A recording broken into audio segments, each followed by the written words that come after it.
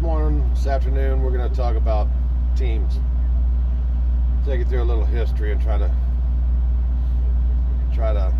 maybe make some sense of why there are no teams, but we're dead set on our teams. I want to talk a little bit about the Club of Rome.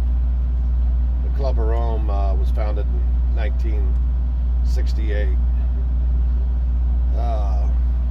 Way back yonder when Reagan was going head-to-head with Gorbachev, there were those that said Reagan's the Antichrist. There was those that said Gorbachev was the Antichrist.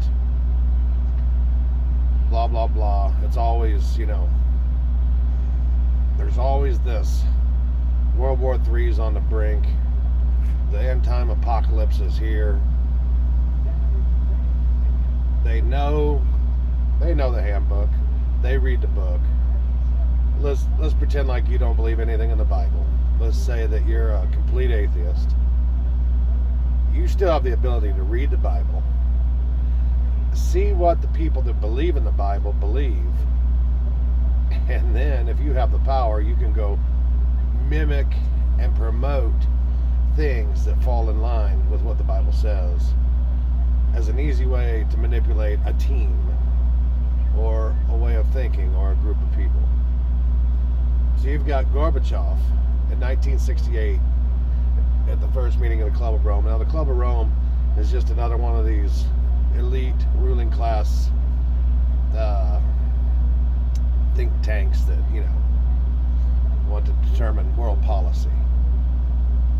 And we'll come back to what was kind of special about that meeting. But the Club of Rome would be like the Council on Foreign Relations. It'd be like the World Economic Forum and this Klaus Schwab numbnuts right now that has so much power, and so many of our leaders, including Donald Trump's daughter, Ivanka. Ivanka's a graduate of the World Economic Forum School, which takes 5 years. It's not a small task, Mr. Trudeau from Canada, Mr. Macron, the president of France. These are all stooges of Klaus Schwab, which reminds you of like Palpatine or one of these Star Wars evil characters. Cross-dresser, weirdo, abandoned as a child, rumored to have been mothered by a Rothschild. But every world leader knows who World Economic Forum is. Every world leader knows who Klaus Schwab is.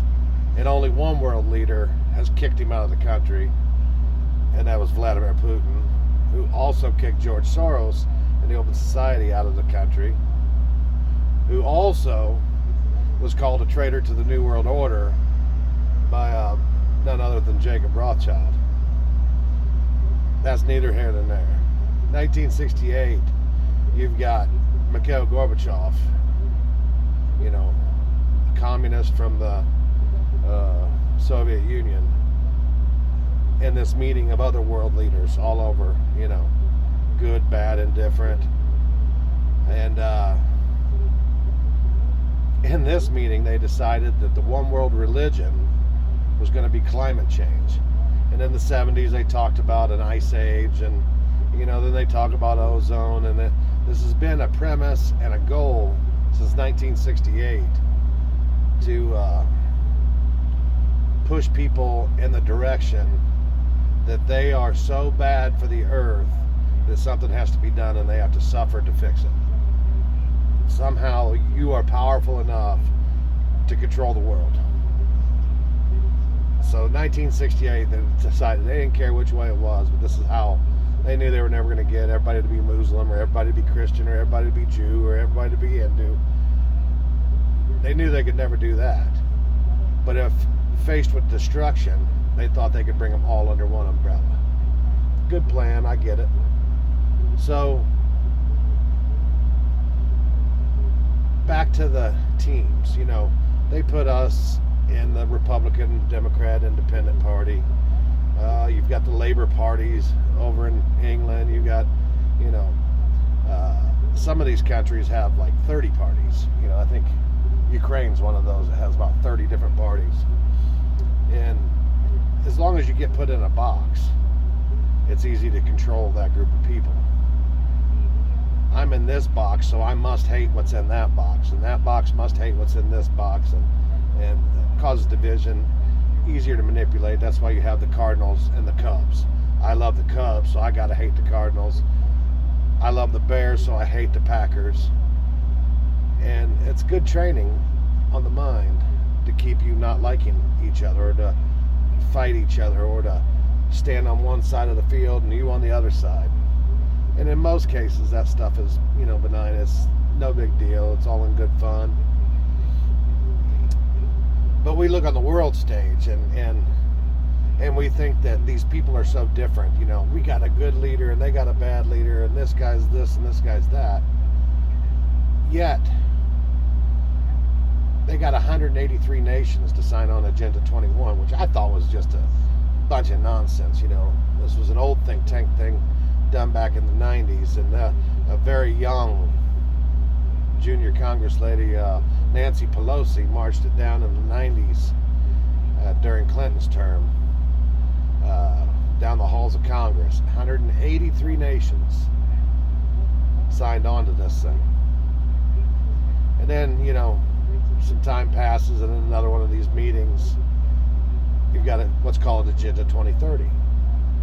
A lot of it has to deal with, you look at these keywords like green, you look at the sustainable living. They have key terminologies they use to kind of show their team colors, And in the meantime, through local governments and stuff, they've adopted these policies, and maybe they changed out your meter for your water meter and gave you this smart meter, or your electric meter, got you on some standardized plan where, underlining where you signed on the dotted line, you've actually turned over permission for them to monitor and actually change your thermostat. And we saw that last year during pandemic in California during some heat waves and that. And the goal is, they even talked about with the water and not being able to wash so many loads of clothes, use a certain amount of gallons per day. The goal is to get you smaller footprint to where everybody gets in this small cubicle of a home with very limited water, very limited electricity, and make you feel fortunate if you get a little bit more. Then you put the economic, social, governmental score system like China adopted at the outset of pandemic, which the top 3,000 companies in the world have all signed on to, which they've been working on since 2009. Just like your credit score, this will have to do with how are your finances? Do you pay your bills on time? How's your social media post? Do you say stupid shit like I do? Or do you just put whatever Apple News or CNN News and post it and say, yeah, whatever they said is what goes? What kind of score system? Are you going to be able to use the banks? Are you going to be able to go to the public library? Are you going to be able to go to the concert? You have to jump through a hoop and fit into their little box to get your privileges. Well, I don't know about how you feel, but I feel the Constitution was put in place to protect the people from government, not the other way around. But in this day and age, it seems that everybody wants to protect the government from the people. Like the government is America, or the flag is America, or whatever is America except for the people. The people somehow have turned into the enemy of the world. If you think that freedom should be a thing, somehow you've been turned into a terrorist or a white supremacist or whatever.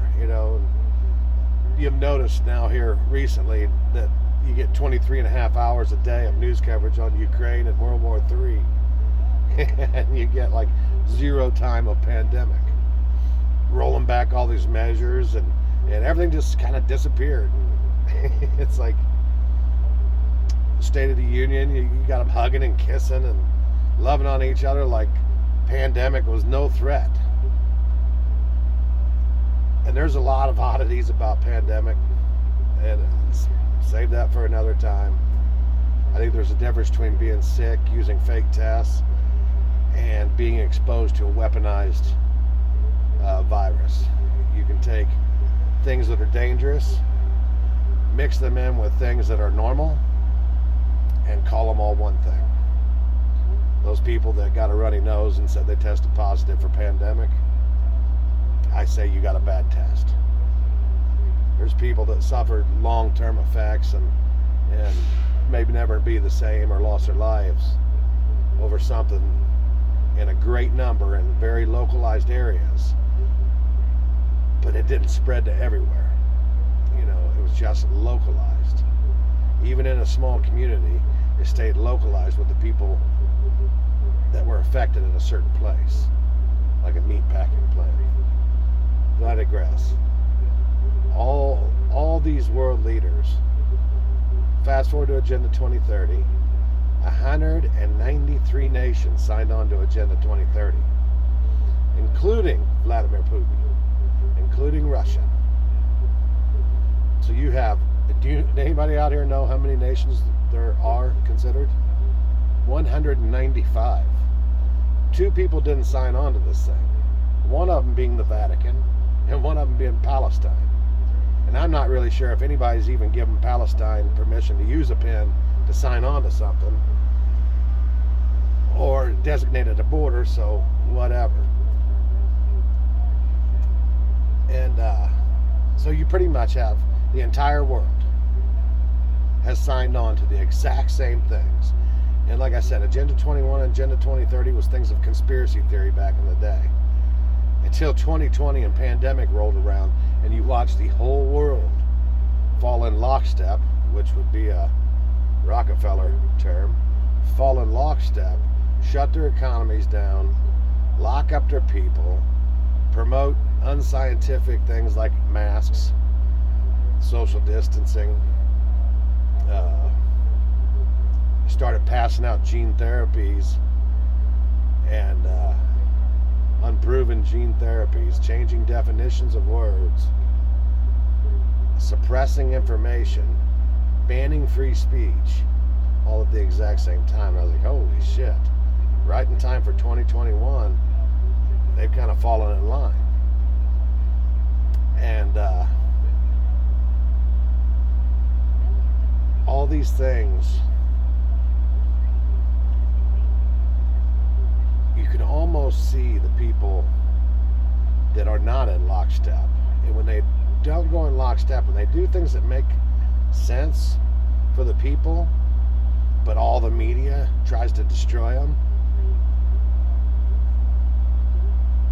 you wonder, are they an enemy to the people, or are they an enemy to the world governance, to the master plan? And those of you that want to go with the program and, well, these people know best, and who are you? You're just a truck driver, or you're just a mom, or you're just a whatever. Who in the hell told these people that somehow they are more qualified to determine your future than yourself? What makes a king or a queen, just because they were born, better than you? I just don't feel that way. A lot of people talk about slavery of the blacks, and I would contest that we've all been slaves for eternity. The closest thing to freedom was ever given was America, and we've given that back. As soon as we were let out of one type of tyranny, we rushed back to the next tyrant. We went right back to the next chain, whether it be financial chains or mind chains or whatever.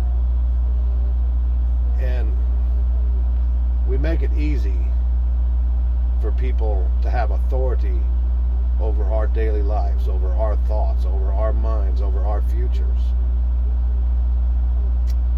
We've somehow learned not to question anything.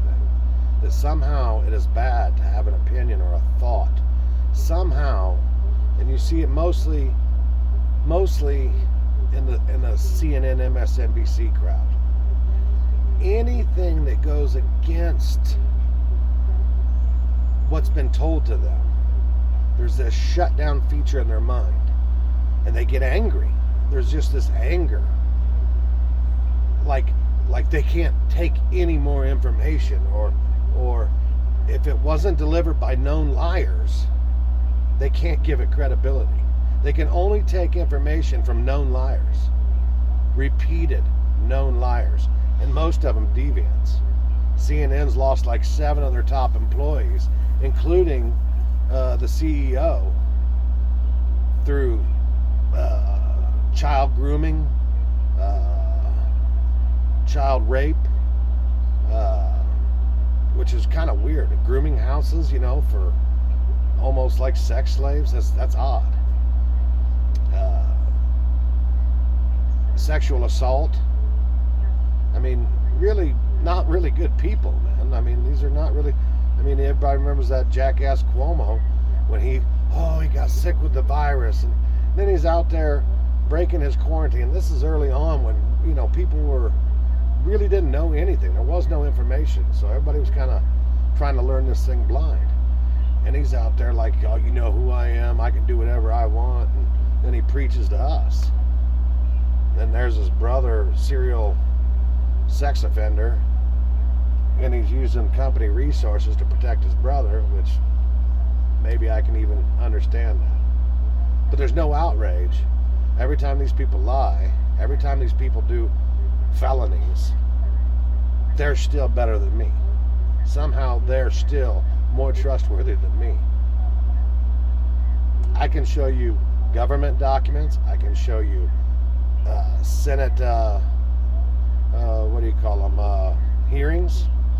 I can show you scientific documents. And you'll still get angry and push back because it wasn't told to you by a known liar or a rapist or a pedophile or some whack job. Only those authority figures can tell you how to think. So you're a slave. You're just an absolute slave. There's no thought that is new and natural to your own body. Your logical, critical thinking skills are non-existent. And that's a problem for everybody. Because when it comes down to it, there are no sides. 99% of all people on the planet, now let's break that down, 98% really want the same thing. They want to live in peace. They want to raise their family, make a living, pay their bills, and enjoy life. 98%. Then there's the 1% ruling class and their minions. And then there's 1% of just bad people that just really do like to hurt people. So for 98% of us, we suffer because of what the 1 or 2% do to us or do to society. So we have to pay the price for the 1 or 2%. And then of the 98%, 1 or 2% of them do something wrong and they demonize the entire 98%. So we pay the heavier price and they never pay a price.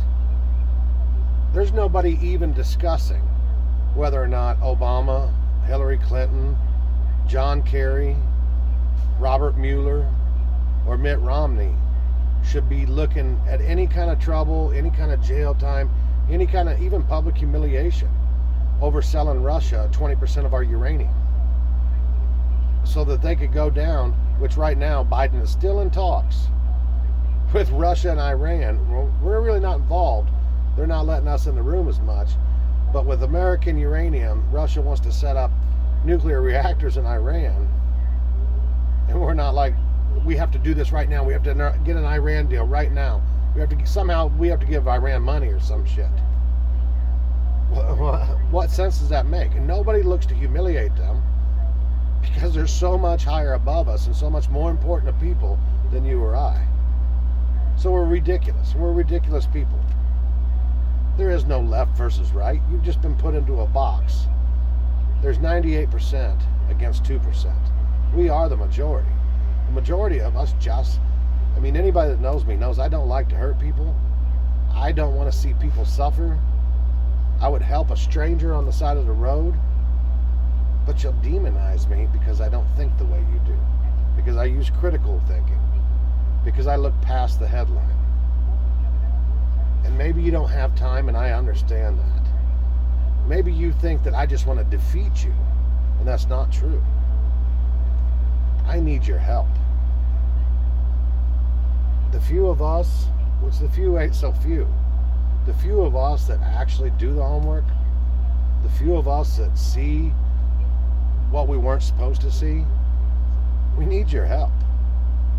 Only when the majority of people can tune into a news program and say, hey, hold on a second.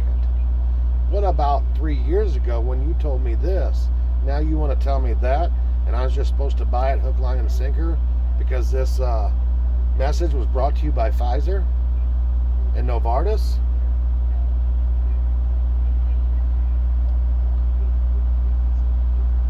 I don't want to see any of you take that shot. But it's not because I want you to get sick.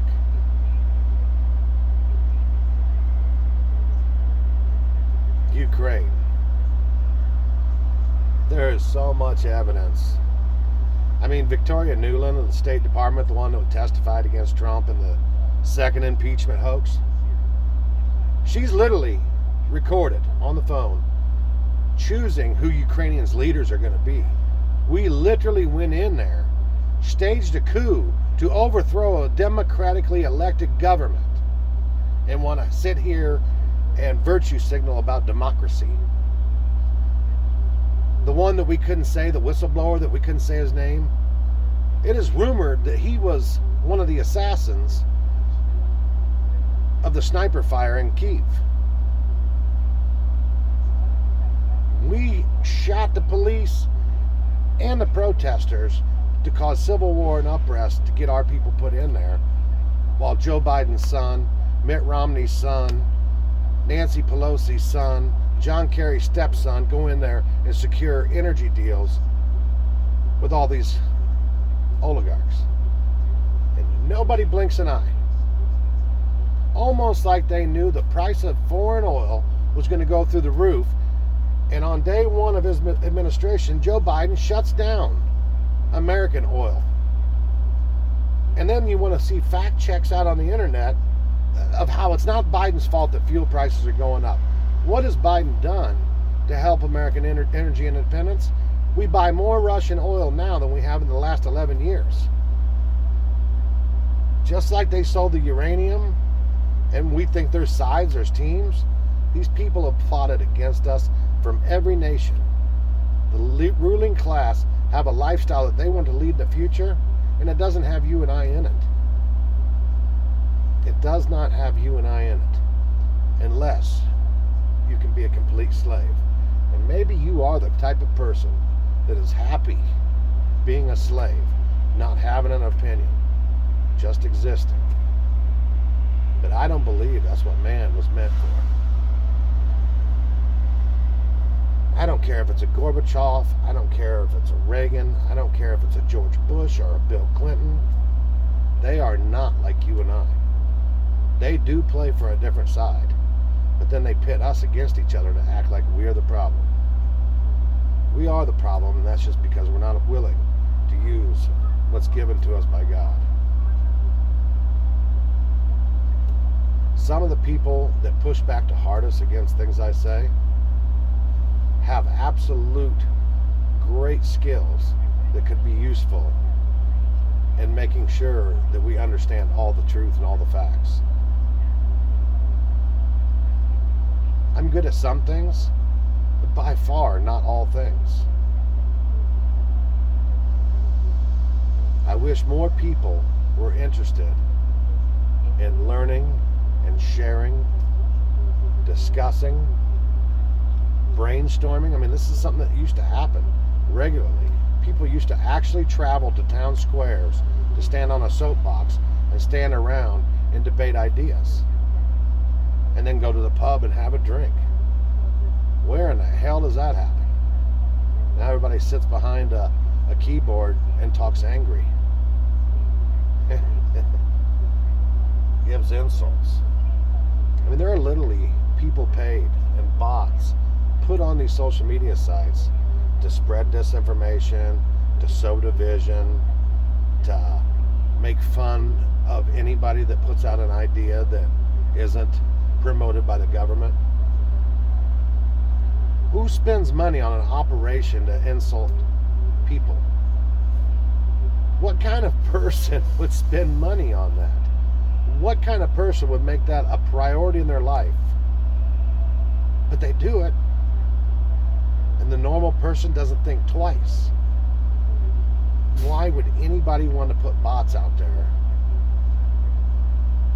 to sway opinions? Why would they do it? We're not on different sides. We're just at different levels of honesty with ourselves. We all want the same thing. It's time we start working together. You disagree with me? Let's use your skills to work with mine. Maybe we can come to a different agreement. Maybe you can find something that I can't see. There are things in this thing that I still don't understand that other people do. And as many times as I try to get a grasp of it, I still don't get it. Not everything is my strong suit. There are things that you, if you're hearing my voice, there are things that you personally could contribute to this fight. And if you don't think we're in a fight, go to the gas pump and look at what your prices are. Look at the price of a steak. Look at what your groceries are costing you. Tax increases. What's the price of a pickup truck? At what point are none of us going to be able to afford our bills? Because that's the goal. They've stated it. They've written it down. They decided they want to move you out of the country and into these sustainable living structures in a 800 or 600 square foot cubicle. Doesn't matter if you have 4 people, 2 people, 1 people. They all need you right here. Easy to control. Oh, you think this way? Maybe you don't get as much food this week. Maybe your water gets cut off. I refuse to become a slave. Refuse. Will you?